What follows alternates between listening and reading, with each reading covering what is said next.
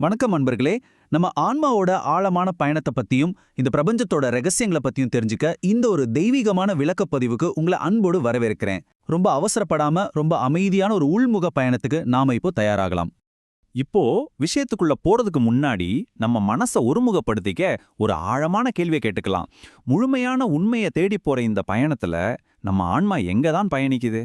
இவ்வளவு பெரிய மாபெரும் பிரபஞ்சத்துல நமக்கான இடம் என்ன? யோசிச்சு பாருங்க. சரி, இப்போ நாம நேரடியா விஷயத்துக்குள்ளேயே வந்துருவோம். லோகம் அப்படிங்கிற வார்த்தைய நம்ம நிறைய தடவை கேள்விப்பட்டிருப்போம் இல்லையா? ஆனா நம்ம பண்டைய நூல்கள்ல இந்த லோகங்களை விண்வெளியில இருக்கிற வெறும் பௌதீகமான இடங்களா சொல்லவே இல்லை. உண்மை சொல்லணும்னா அது நம்மளோட உணர்வு நிலைகளோட வெளிப்பாடுகள் தாங்க. சுருக்கமா சொல்லணும்னா நம்ம ஆன்மீக பரிணாம வளர்ச்சியோட பிரதிபலிப்பு தான் இந்த ஒட்டுமொத்த பிரபஞ்ச வரைபடமே.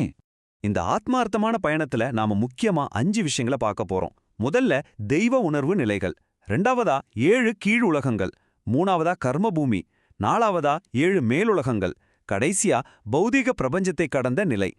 முதல்ல தெய்வ உணர்வு நிலைகள், அதாவது மாபெரும் பிரபஞ்சமும் நுட்பமான பிரபஞ்சமும் எப்படி இருக்குன்னு பார்க்கலாம்.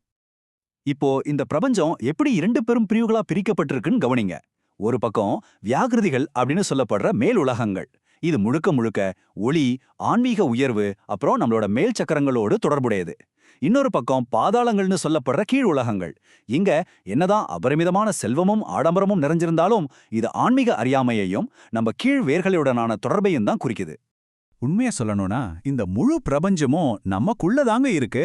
இத கேட்டவங்களுக்கு ஆச்சரியமா இருக்கலாம். ஒவ்வொரு மேல் லோகமும் நம்ம உடம்புல இருக்கிற 7 சக்கரங்களோட நேரடியாவே தொடர்புடையது.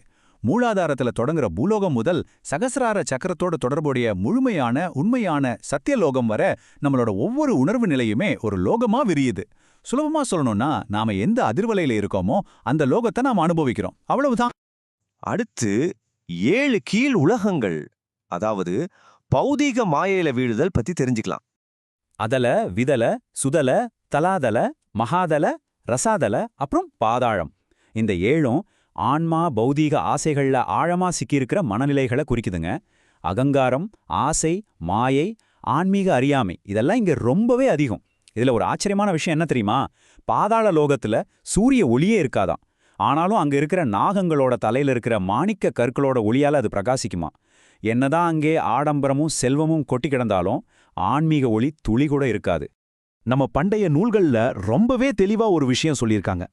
அது என்னன்னா, நற்குணத்துல இருக்கிறவங்க மேல் நோக்கி போவாங்க, உணர்ச்சி வசப்படுறவங்க நடுவுலயே தங்கிடுவாங்க, அறியாமையில இருக்கிறவங்க கீழ் நோக்கி போவாங்க. இதை கேட்கும் போதே நமக்கு புரியுது இல்லையா? நம்மளோட அதிர்வலையும் நம்மளோட செயல்களும் தான் நாம எந்த லோகத்தை அனுபவிக்க போறோம் அப்படிங்கறத தீர்மானிக்குது. அடுத்தபடியா நம்ம பூலோகம், அதாவது தனித்துவமான கர்மபூமி பத்தி பார்க்கலாம்.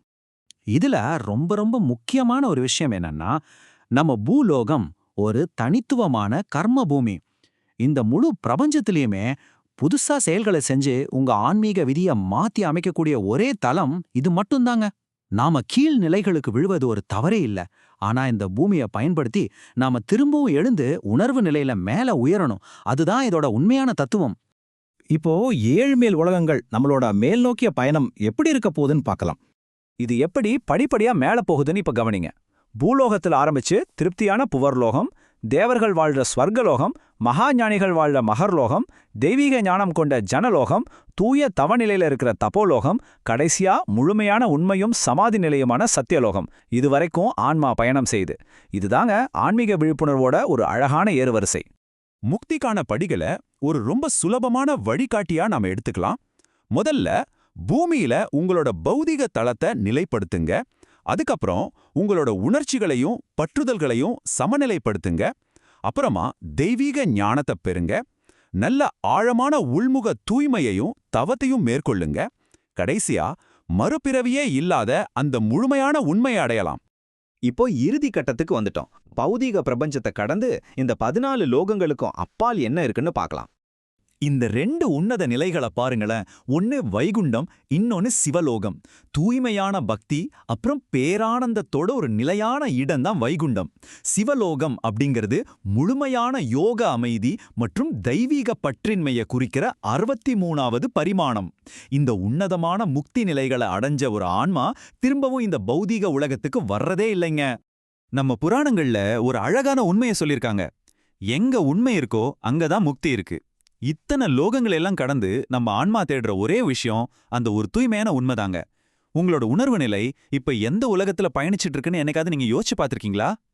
அன்பர்களே, இந்த தெய்வீகமான பயணம் உங்களுக்கு ரொம்பவே பயனுள்ளதாவும் சுவாரஸ்யமாவும் இருந்திருக்கும்னு நான் நம்புறேன். இதுபோல இன்னும் நிறைய ஆன்மீக மற்றும் பிரபஞ்ச ரகசியங்களை ரொம்ப எளிமையா புரிஞ்சுக்க நம்ம @DivineVibes39 சேனலை சப்ஸ்கிரைப் பண்ணுங்க. ஆத்மார்த்தமான இந்த விளக்கப்பதிவை அறிவை தேடுற உங்க குடும்பத்தினர், நண்பர்கள்னு எல்லாருக்கும் மறக்காம ஷேர் பண்ணுங்க. உங்களை நீங்களே உணர்ற இந்த அழகான பயணத்தை தொடர்ந்து பண்ணுங்க. உங்க அதிர்வலையை இன்றே உயர்த்துங்க.